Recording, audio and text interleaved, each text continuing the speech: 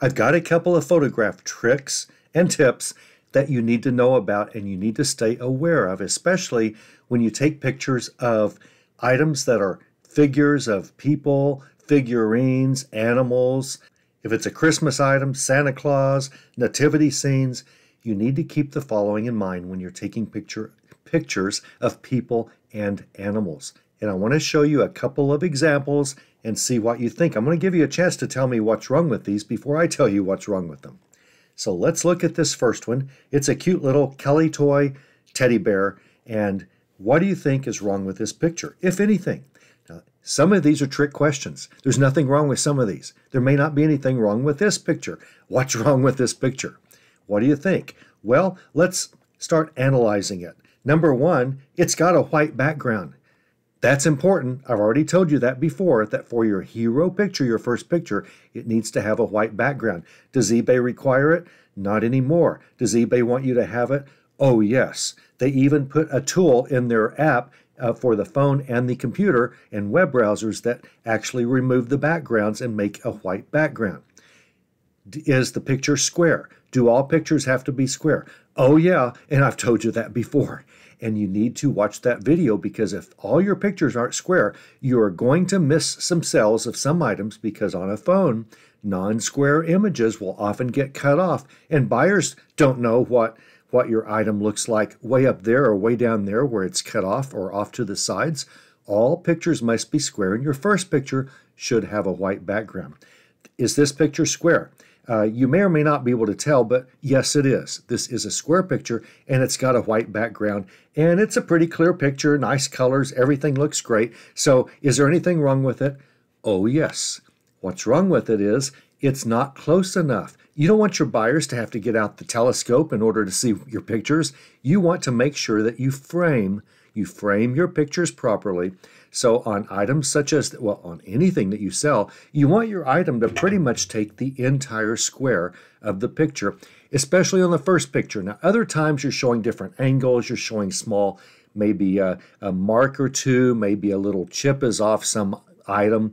That's fine. You're going to zero in, zoom in, and get to those, and they are not going to show the whole picture. But for that first picture, you want to make sure that you frame it well so that in search results, buyers will say, ooh, their eyes will be drawn to your picture if it's close up and framed and takes the complete square. But there's something else wrong with this picture. It still is not a picture that I would want you to use.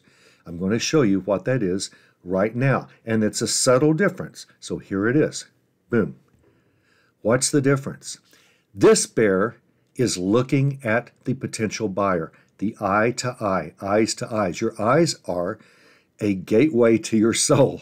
And whenever someone is looking at you directly in a photograph or in a figurine or a stuffed animal, you're going to make more of a connection with that person. Have you ever been taught how to do an interview with someone? Have you ever taught how to impress other people whenever you're talking to them? Not even impress them, just be more likable. You look them in the eyes. You don't stare at them in the eyes. You don't look constantly at their eyes, but you look a lot at their eyes. You need to do the same in your eBay pictures. You want your items to have a personal reaction with the potential buyer. It's very subtle, but this little teddy bear here is looking at your buyer in search results. How many other sellers trying to sell this against you are going to know to do this? Oh, none. Statistically, none are. Or as we say in Oklahoma, statistically, no one's going to. You're going to be the one who has a well-framed teddy bear looking at the potential buyer right in the eyes. This will form a connection. It may not be lasting enough to turn into a purchase, but it probably will get more clicks so that the buyer looks at your item more than other items, all things being equal. This teddy bear is looking at you. That's a good thing. So he is framed well. He has a white background. He is square, and he's looking at the buyer. Now, if this were a book, you don't have the book straight on. That's what everyone else did. I've done a video on that for you to say some of your items you want to sort of take at an angle in order to get more of a 3D effect whenever a buyer looks through 15 items just like yours, yours is going to look a little different because they will all take a picture of the book straight on.